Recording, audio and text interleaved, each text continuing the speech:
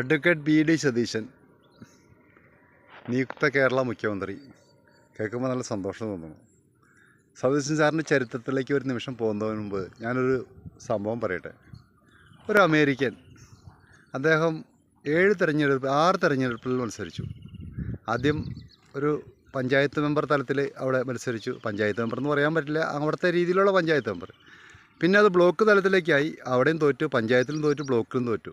പിന്നെ ജില്ലാ തലത്തിലേക്കായി, അവിടെയും തോറ്റു. അടുത്തത് സെനറ്റ് തലത്തിലേക്കായി, അവിടെയും തോറ്റു. അങ്ങനെ തോറ്റ് 6 പ്രാവശ്യവും തോറ്റു അദ്ദേഹം. അതിനുശേഷം അദ്ദേഹം 7ാമതായിട്ട് ഒരു ഇലക്ഷൻ മത്സരിച്ചു. അതിൽ ഐതിഹാസികമായിട്ട് വൻ വിജയത്തോടുകൂടി അദ്ദേഹം വിജയം വരിച്ചു. അതാണ് American president of America. Abraham നമുക്ക് എല്ലാവർക്കും അറിയാം. ജനാധിപത്യത്തിന് പുതിയ മാനം കണ്ടെത്തിയ, ജനാധിപത്യത്തിൻ്റെ ഡെഫിനിഷൻ കൊടുത്ത മഹാനായിട്ടുള്ള ഒരു യുഗം പിറന്ന അബ്രഹാം കൂടെയാണ്. അതായത് 6 ഇലക്ഷൻ തോറ്റതിന് ശേഷം 7ാമത്തെ ഇലക്ഷനാണ് അദ്ദേഹം ജയിച്ചത്. ആ 6 ഇലക്ഷന് തോറ്റിട്ട് മത്സരിക്കാനുള്ള മാനസികാവസ്ഥ, അത് നമ്മളിൽ പലരും ആണെന്നുണ്ടെങ്കിൽ 1-2 ഇലക്ഷൻ കഴിയുന്ന സമയത്ത് അത് തോറ്റുപോകും, അത് പിന്മാറിപ്പോവും. പക്ഷേ അദ്ദേഹം പിടിച്ചു നിന്നു. അവസാനം നമുക്കെന്താണ്, മനുഷ്യരാശിക്ക് തന്നെ ഒരു ഗുണകരമാകുന്ന രീതിയിൽ അങ്ങനെ ഒരു വ്യക്തിത്വത്തിന് നമുക്ക് കിട്ടി.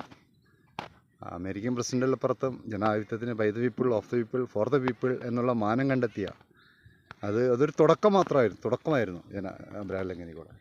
ഇവിടെ ഞാൻ അതിന് നേരെ കൺവേർട്ട് ചെയ്ത് നമ്മുടെ ശ്രീ ബി.ഡി. സതീശൻ സാറിലേക്ക് വരാണ്. അദ്ദേഹത്തിന് ഈ കഴിഞ്ഞ 40 വർഷത്തോളമായിട്ടുള്ള അദ്ദേഹത്തിൻ്റെ ഈ രാഷ്ട്രീയം, KICU തുടങ്ങിയ രാഷ്ട്രീയം, യൂത്ത് കോൺഗ്രസ്സിൽ തുടങ്ങിയ രാഷ്ട്രീയം, അതിലൊക്കെ അദ്ദേഹത്തിന് നിരവധി സ്ഥാനമാനങ്ങൾ കിട്ടുമായിരുന്നു. ഒന്നും ലഭിച്ചില്ല എന്ന് വേണമെങ്കിൽ പറയാം. അദ്ദേഹത്തിൻ്റെ കഴിവിനനുസരിച്ച് ഒരു സ്ഥാനം കിട്ടിയില്ല.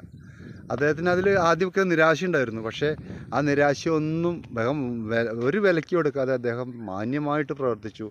ആരേലും കൂടുതൽ ആത്മാർത്ഥത കാണിച്ചു, എല്ലാവരുടെയും ആത്മാർത്ഥത കാണിച്ചു. പിന്നെ ഒരു സ്ഥാനം മോഹിച്ചിട്ടായിരിക്കില്ല അദ്ദേഹത്തിന്. പക്ഷേ അദ്ദേഹം തന്നെ പറഞ്ഞിട്ടുണ്ട് അദ്ദേഹത്തിന് അത്യാവശ്യം സ്ഥാനമൊക്കെ ഇഷ്ടമാണെന്ന്. കാരണം സ്ഥാനം ഇഷ്ടമാവുന്നത് എപ്പോഴും ഒരു സ്ഥാനത്ത് നിന്നുകൊണ്ട് ജനങ്ങളെ സേവിക്കാനായിട്ടുള്ള കൂടുതൽ വലിയൊരു ചാനൽ തുറക്കാനായിരിക്കും. അത് അദ്ദേഹത്തിൻ്റെ ഒരു ഇൻ്റർവ്യൂവിൽ ഞാൻ കണ്ടിട്ടുണ്ട്.